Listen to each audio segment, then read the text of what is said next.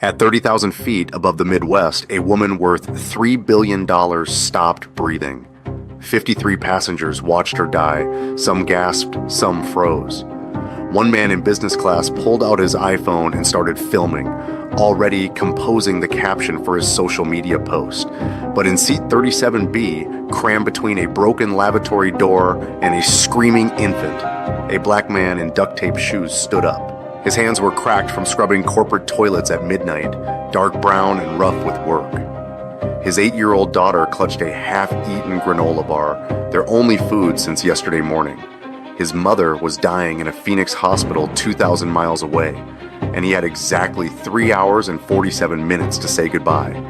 He saved the billionaire's life in 2 minutes and 53 seconds. Then he vanished. No name, no reward, no trace. What she discovered about him would shatter everything she believed about success, worth, and the invisible people she had walked past her entire privileged life. Vivian Ashford arrived at her office before dawn, as she had every single day for 15 years. The 47th floor of Willis Tower stretched beneath floor-to-ceiling windows. Chicago sprawling like a kingdom she had built with maxed-out credit cards and sheer refusal to fail. Her Starbucks was black, no room for cream. She didn't have time for complications. The Bloomberg terminal cycled through pre-market futures while her Wall Street Journal lay open. Yellow highlighter marking the sections that mattered. 19 days until IPO. Ashford Medical Corporation valued at $4.2 billion. Her phone buzzed.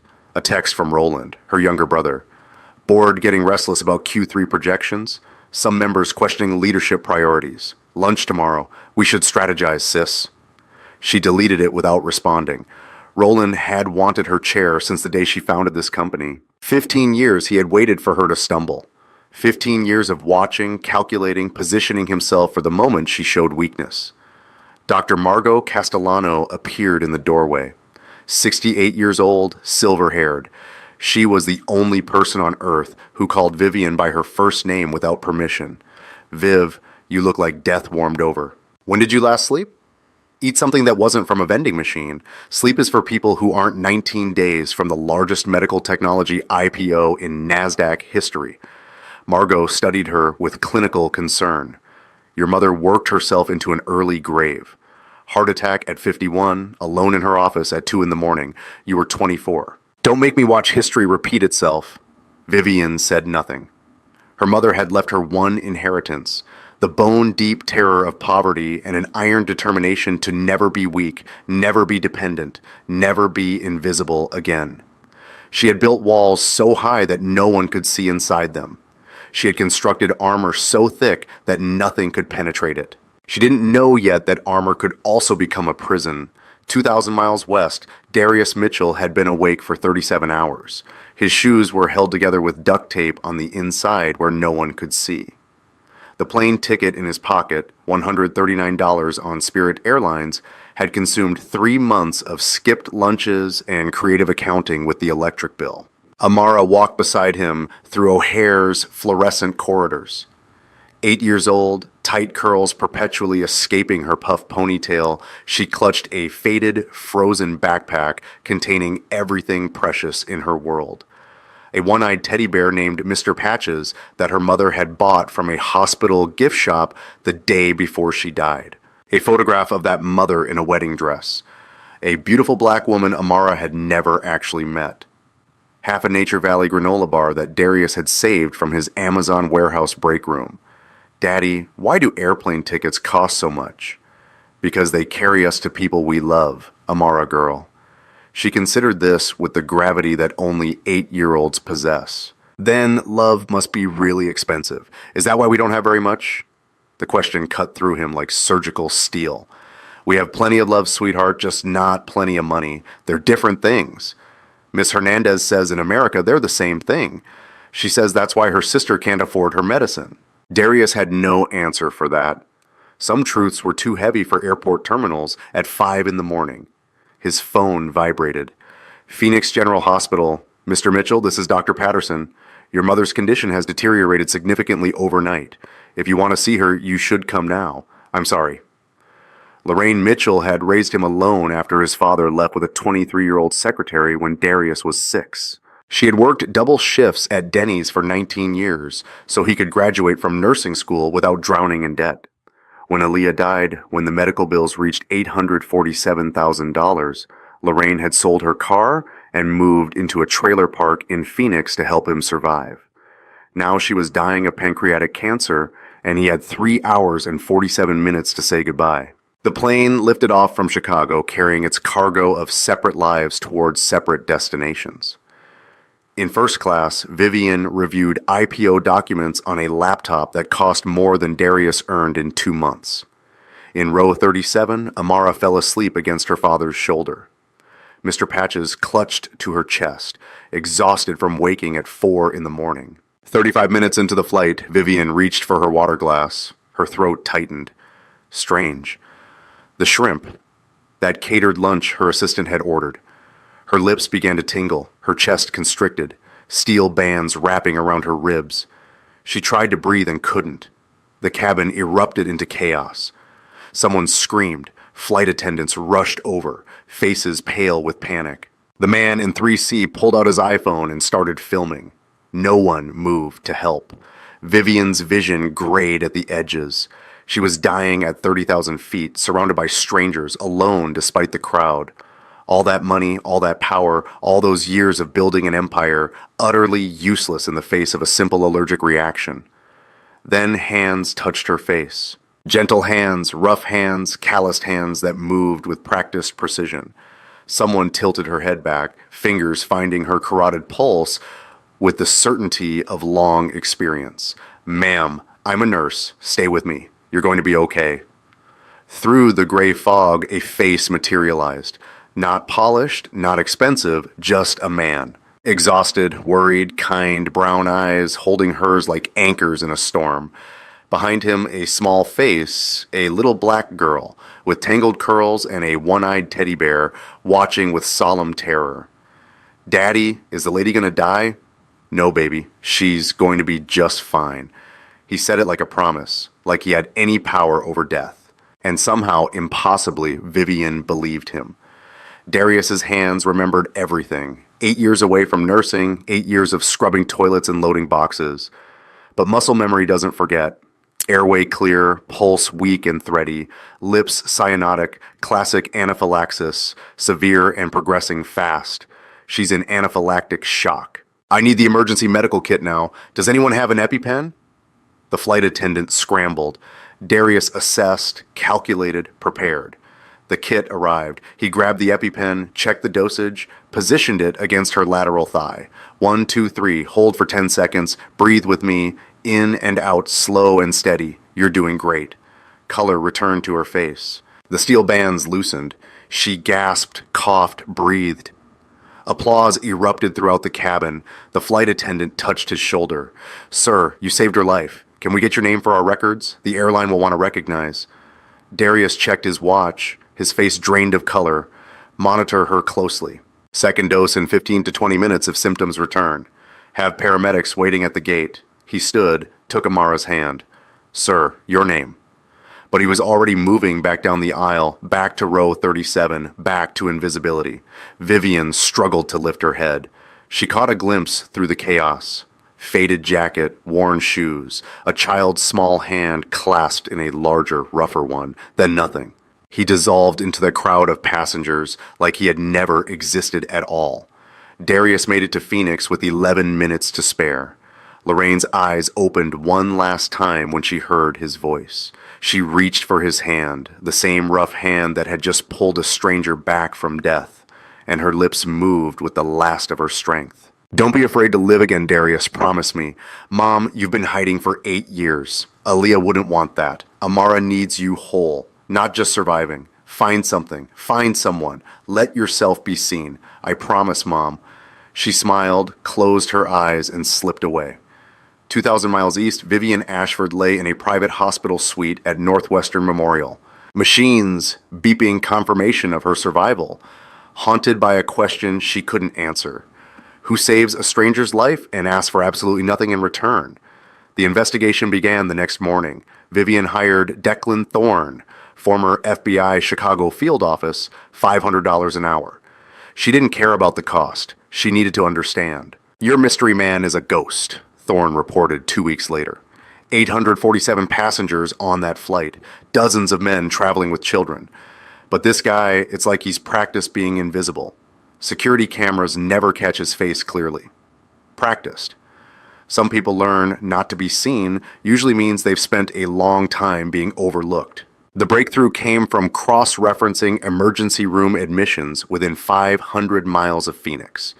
Terminal cancer patient Lorraine Mitchell, 67, died the same day as the flight. Next of kin listed Darius James Mitchell, son. Thorne slid the complete dossier across his mahogany desk. Darius James Mitchell, 38 years old, former registered nurse, license still active, but unemployed in healthcare since 2016. Bachelor of Science in Nursing from Rush University. Student debt paid off through bankruptcy settlement. Current employment, night custodian at Willis Tower, $12.75 an hour, no benefits. Warehouse associate at Amazon, $16.50 an hour. Classified as seasonal for 14 months. Weekend handyman, cash basis, whatever he could find on Craigslist. Previous employment, Northwestern Memorial Hospital, ICU, 2009 to 2016. Exemplary performance reviews all 7 years. Resigned citing personal reasons. Spouse Aaliyah Bellamy, Mitchell, deceased December 2016. Cause of death, postpartum hemorrhage. Complications during childbirth. Medical debt incurred $847,312. Daughter Amara Mae Mitchell, age 8. Free lunch program at Shields Elementary. Income qualified. Current bank balance, $247.18. Eviction notice filed October 15th. Vivian stared at the file. $247. The man who saved her $3 billion life had $247 to his name. There's more, Thorne said quietly.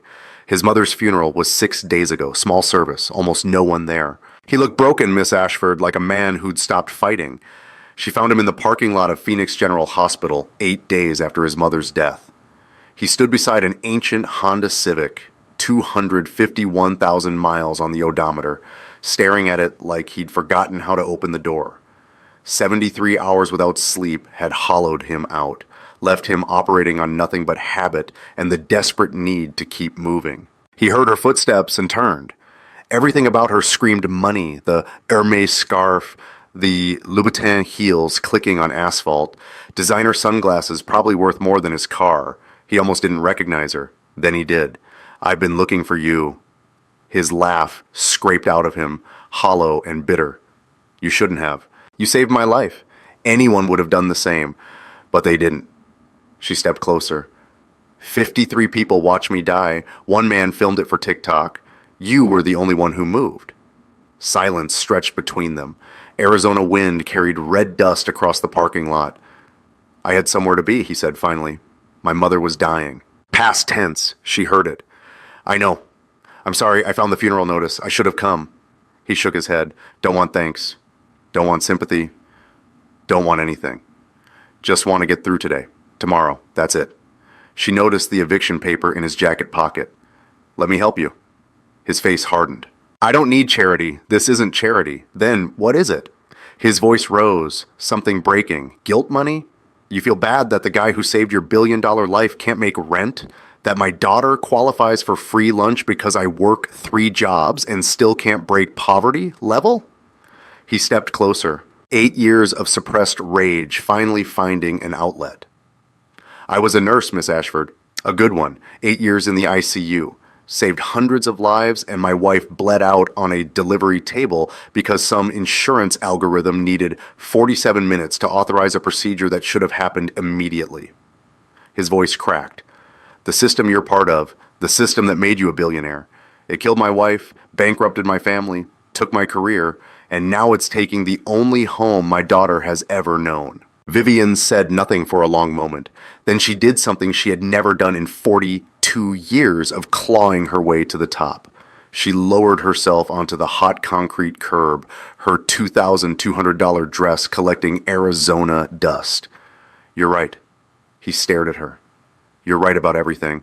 I run a medical technology company.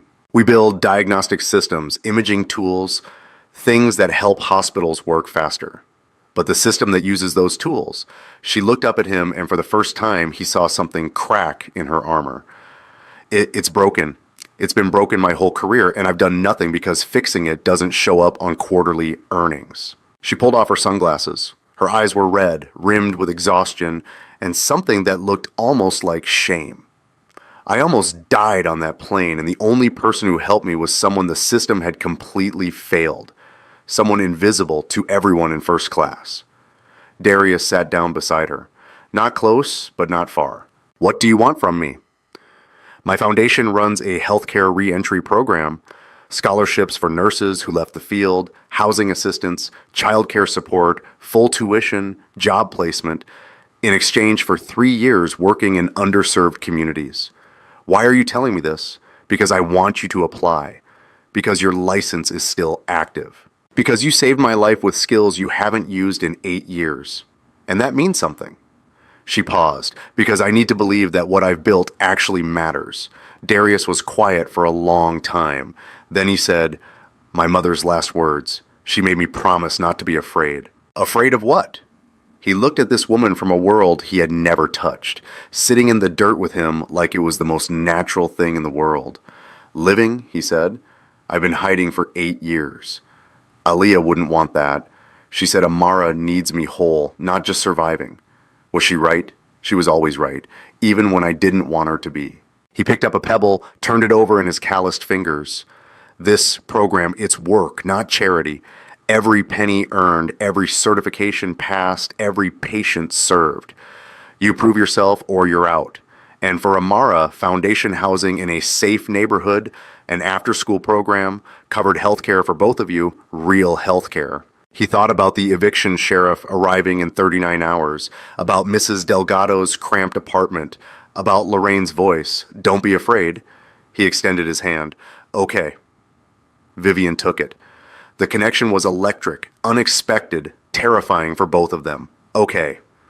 Roland Ashford learned about his sister's new project within the week. He sat in his corner office, Brioni suit perfectly pressed, reviewing the reports his private investigator had compiled.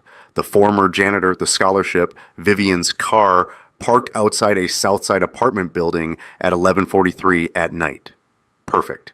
At the next board meeting, he planted the first seeds of doubt. My sister's recent behavior concerns me. Significant foundation resources diverted to locate a single economy passenger. Now she's sponsoring a custodian who abandoned his medical career 8 years ago. Margot Castellano shut him down. Vivian's judgment built this company from nothing. Roland smiled. It didn't reach his eyes.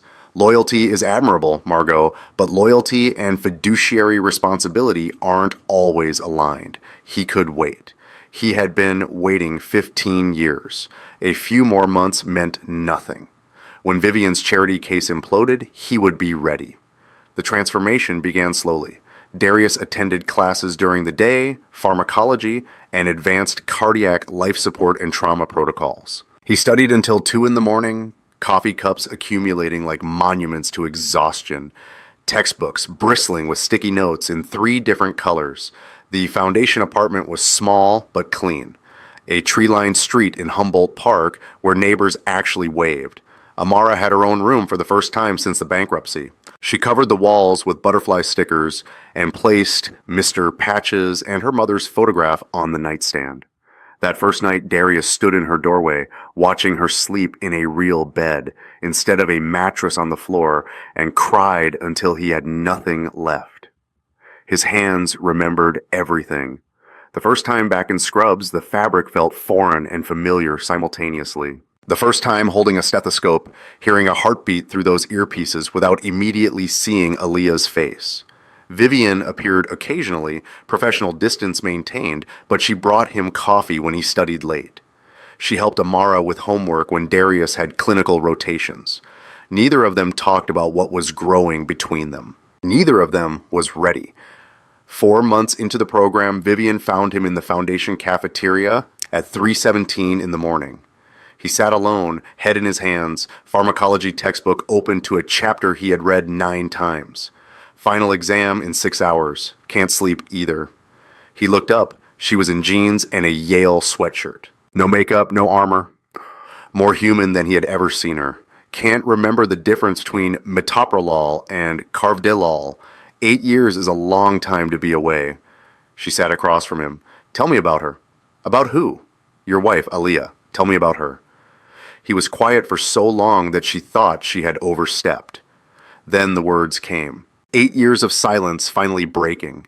She taught kindergarten, special education, kids with learning differences, behavioral challenges, kids nobody else had patience for. She'd come home covered in finger paint and glitter, smelling like Play-Doh, telling me about some 5-year-old who said his first full sentence or tied his shoes without help. His voice caught. She got pregnant with Amara. Easy pregnancy, no complications. Then the delivery, everything went wrong at once. Placental abruption, massive hemorrhage. I was there. I was a nurse. I knew exactly what was happening. He stared at the table. But I wasn't her doctor. I was her husband. I had to stand there and watch while they waited for authorization. Vivian reached across the table and covered his hand with hers. The authorization felt like it took forever. Every second I watched her slip further away, knowing exactly what was happening, powerless to stop it. By the time they finally approved the surgery, it was too late. She looked at me, blood everywhere, monitors screaming, and whispered, "Take care of our Amara, Dari. Promise me." Then her hand went limp in mine, and she was gone. That's why you left nursing. Every patient became her. Every code blew. I heard those monitors. I couldn't function, so I ran. Took jobs where I couldn't fail anyone, where nobody depended on me to keep them alive. But you saved me. He met her eyes. You weren't a patient. You were just a person who needed help. My body moved before my brain could stop it. Maybe that's who you really are, she said softly. Someone who moves when everyone else freezes. Amara understood things that adults often missed. She found Vivian alone on the foundation playground one afternoon, swinging half-heartedly on equipment designed for children a quarter her age. Do you know how to swing? Daddy says grown-ups forget. Vivian tried to remember the last time she had sat on a swing. 35 years at least. Amara demonstrated the proper technique. Vivian attempted it, nearly fell off. Amara laughed, a sound like wind chimes. Then she got serious. Miss Vivian, can I ask you something important? Anything? Do you like my daddy? Like him? Vivian's heart stopped. Because he talks about you a lot. He says you're brave and smart, and you see people that other people don't see. He said you saw him when everyone else looked right through him, like he was a window instead of a person. Your daddy said that? Amara nodded. I think you'd be a good girlfriend for him, but only if you're not going to leave because Mommy left and Grandma Lorraine left, and I don't want Daddy to be sad again. Vivian knelt to the little girl's level. Amara, I would never hurt your daddy on purpose, not ever. Amara's eyes, so much like the photographs of Aaliyah, searched her face with unnerving intensity. That's what Mommy said too, but she still left. Your mommy didn't choose to leave, sweetheart. She wanted to stay more than anything in the world. How do you know? Because any mother who had you would never want to go. Amara considered this. Then she wrapped her arms around Vivian's neck. Okay, I believe you. But if you make Daddy cry, I'll be really, really mad. Something unlocked in Vivian's chest. Something she hadn't even known was closed. Deal. Roland chose the annual Foundation Gala to strike. 500 guests filled the grand ballroom of the Four Seasons Chicago.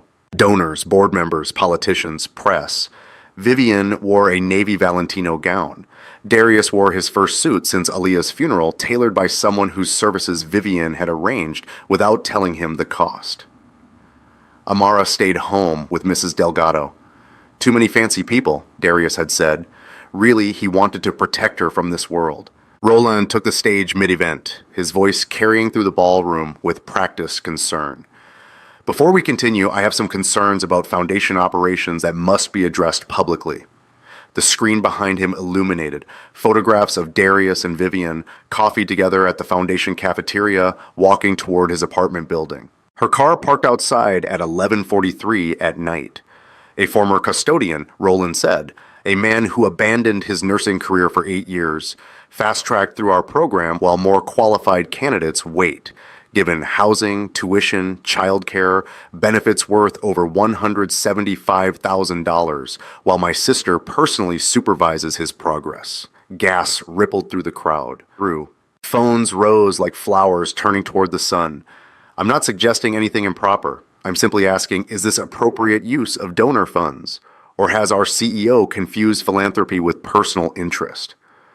Darius felt 500 pairs of eyes turned toward him, wealthy, polished, judging, everything he had feared, that he didn't belong, that he was a charity case, that he would never be anything more than an invisible man from the cheap seats, confirmed before an audience of people who had never worked 3 jobs in their lives. He stood, walked toward the exit, not running. He was too proud for that. But every step cost him everything. Darius, he didn't stop. He sat in darkness in his apartment, wedding ring heavy on the chain around his neck. He had been right all along. He didn't belong in her world. Never had, never would. The door creaked open, small footsteps. "Daddy?" Mrs. Delgado said, "You came home early. Why are you sitting in the dark?" "Just thinking, Amara girl. Go back to bed." She sat next to him on the couch instead. "You're sad, I can tell. Is it because of the mean man at the fancy party?" "What mean man?" Miss Vivian called. She said a mean man said bad things about you in front of everyone. She said he's a liar and she's going to fix it. She called. Amara nodded. She said to tell you something. She said the invisible man was never invisible to me. Tell him I see him. Tell him I've always seen him. And tell him I'm not going anywhere. Something cracked in Darius's chest. Something that had been frozen for 8 years. Amara curled against his side. "I see you too, Daddy. You're the best daddy, even when you're sad." The emergency board meeting convened at 9 the next morning. Roland sat at the head of the table, smug with anticipated victory. Board members shifted uncomfortably. Margot Castellano radiated fury. Vivian entered, calm, composed, dangerous. "The board has serious concerns," Roland began. "The board has concerns, Roland," she cut him off. "Or you have concerns." She placed a thick folder on the conference table. "Since we're being transparent, let me share some findings.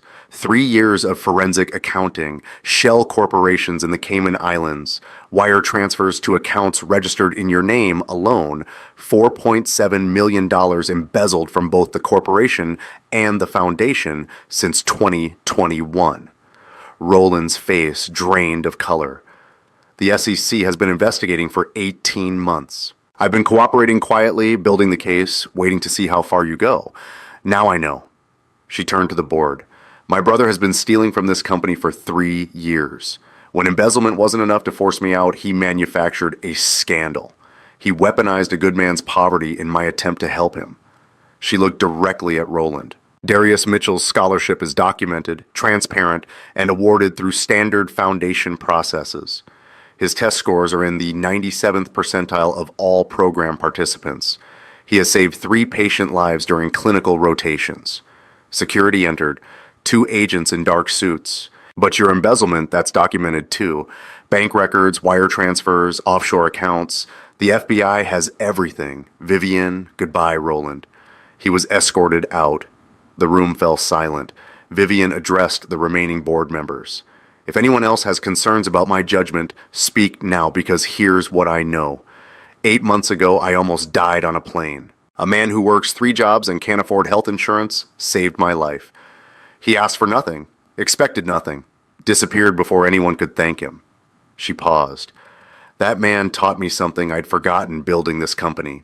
He taught me that worth isn't measured in stock prices or quarterly earnings. It's measured in what you do when no one's watching, in whether you help someone who has nothing to offer you.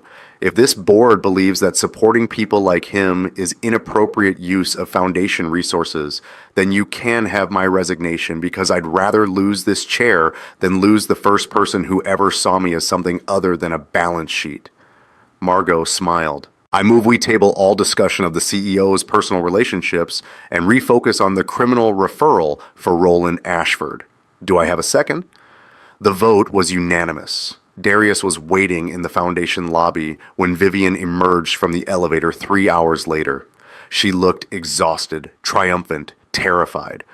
Roland's been arrested. She said the board voted unanimously to support her. He crossed the distance between them in 3 steps and pulled her into his arms. She stiffened for a moment, decades of armor, resisting the unfamiliar sensation of being held. Then she softened against him, her face pressed into his shoulder, her body shaking with sobs she had been holding back for hours. "I thought I lost you," she whispered. "When you walked out of that ballroom, I thought you were gone forever." "I almost was." His voice was rough. "Amara talked me off the ledge. She delivered your message." Vivian pulled back, wiping her eyes. "I meant every word." "I know."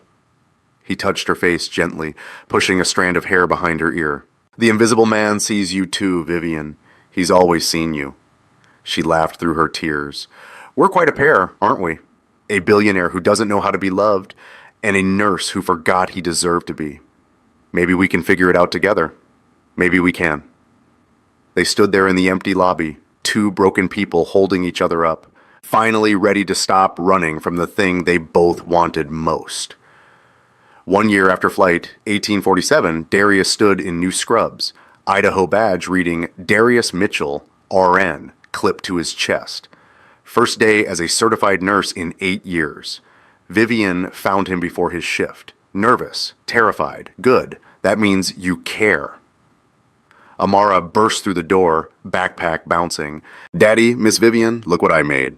She held up a drawing, 3 stick figures holding hands, a tall one with short twists, a medium one with black hair and a red dress, a small one with 2 puff ponytails, and a one-eyed teddy bear. "It's us." Miss Hernandez said, "Draw your family." So I drew our family. Vivian studied the drawing more closely. The tall figure had something in his hand, a stethoscope rendered in purple crayon. The medium figure wore a tiny crown. The small figure stood between them, arms stretched impossibly wide to hold both their hands. "Why does she have a crown?" Vivian asked softly. "Because Daddy says you're the queen of your castle, but I think queens get lonely in their castles all by themselves. So I drew you with us instead. Queens need families too." Vivian's breath caught in her throat. "And see this." Amara pointed to the corner of the page where 2 smaller figures floated among clouds and yellow crayon stars. "That's Mommy and Grandma Lorraine. They're watching us from heaven." Miss Hernandez says, "People we love never really leave. They just watch from somewhere we can't see." Darius's eyes filled with tears. "They're smiling because we're happy," Amara continued. "Matter-of-factly, Mommy wants Daddy to be happy. She told him so, and Grandma Lorraine told him not to be scared. So this drawing is me showing them that he listened."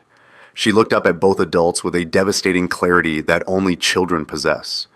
"Because you make Daddy happy, Miss Vivian, and you make me feel safe. And families are the people who make you happy and safe, right?" Darius and Vivian looked at each other. Amara's face clouded with sudden worry. "Is that okay to have a new family? Mommy's in heaven and Grandma Lorraine too, but we can still love them and have a new family. Right, Daddy?" Darius knelt and pulled her into his arms. "Yes, baby.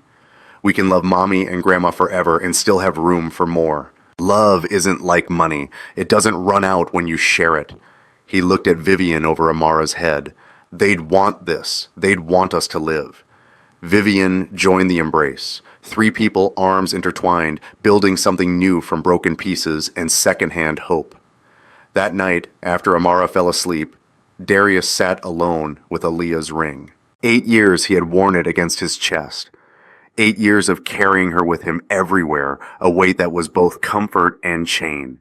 He held it in his palm, whispered to the darkness, "Aaliyah, I think I'm ready. I hope you understand. I'll always love you. You gave me Amara. You gave me everything good in my life for so long." He wiped his eyes. "But Mom was right. I've been hiding, and there's someone. She's different. She sees me, really sees me. Not the janitor, not the failed husband who couldn't save you, just me." He placed the ring in a small wooden box on his dresser. Not throwing away, not forgetting, just making space. "I'm not replacing you. I'm just making room like you told me to. That last night you said, 'Don't let me be the end of your story, Dari.' I didn't understand." Then he closed the box gently. I understand now.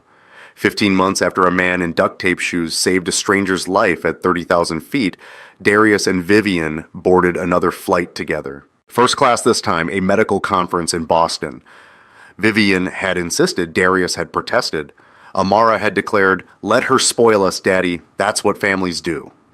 Mid-flight, an elderly man in row 3 clutched his chest. Darius was out of his seat before the call for medical assistance finished. Vivian was right behind him, already pulling supplies from the overhead medical kit. They worked together, seamless, synchronized, a team forged by crisis and trust in something neither of them had expected to find: pulse check, aspirin administration, vitals monitoring, calm voices cutting through panic, passengers stabilized, paramedics waiting at Logan. A young mother who had watched the whole thing approached them afterward, her eyes wide with admiration. "How do you two do that? You work like you've been partners forever." Darius smiled. "Someone believed I was worth saving. She taught me to believe it too." Vivian took his hand, and he taught me what worth really means. That it has nothing to do with money, and everything to do with who you become when no one's watching. Logan Airport Terminal. Amara running ahead to find the bathroom. Darius and Vivian walking together, hands almost touching. She stopped. "Your mother made you promise not to be afraid. Are you still afraid?" He took her hand, the same calloused hand that had saved her life at 30,000 feet. The same hand that had held his dying wife, his dying mother, his daughter through nightmares about monsters and more realistic fears about eviction notices. "Not anymore. Good." Her voice was barely a whisper. "Because I'm terrified and I need you to be brave enough for both of us." "What scares you?" "Losing this. Losing you. Losing Amara. Finding out I don't deserve happiness after spending 42 years not even knowing what it was." He pulled her closer. "You deserve everything. You saw me when I was invisible. You gave me back my life. You gave Amara a family. How could you not deserve to be part of what you created?" Amara reappeared. Mr. Patches tucked under one arm. "Are you guys going to kiss?" "Because Sophie says when grown-ups hold hands and look at each other like that, they're supposed to kiss." They laughed. The sound of it surprised them both. "Maybe later," Darius said. "Fine, but can we get dinner first? Like a real family?" "Because that's what we are now, right? A real family." Darius looked at Vivian. Everything terrifying, everything perfect, everything he had stopped believing was possible 8 years ago when he held Aaliyah's hand and felt her slip away. "Yeah, Amara girl." Vivian's voice was thick with emotion. "That's exactly what we are." They walked towards baggage claim together, Amara in the middle, holding both their hands, swinging slightly with each step. His mother had told him not to be afraid to live. For 8 years, he thought living meant surviving. Getting through each day, keeping Amara fed, keeping the lights on, keeping his head above water just enough to breathe. But that wasn't living, that was existing. Living was letting yourself be seen when you'd spent years practicing invisibility. It was accepting help when pride screamed to refuse. It was believing you deserve good things when the world had spent 8 years teaching you otherwise. Living was looking at a second chance, a terrifying, impossible, beautiful second chance, and saying yes. He had said yes in a parking lot in Phoenix. He had said yes every day since. He would keep saying yes for the rest of his life. Yes to Amara. Yes to Vivian. Yes to the family they were building from broken pieces and borrowed hope and love that didn't run out when you shared it. The invisible man had finally let himself be seen.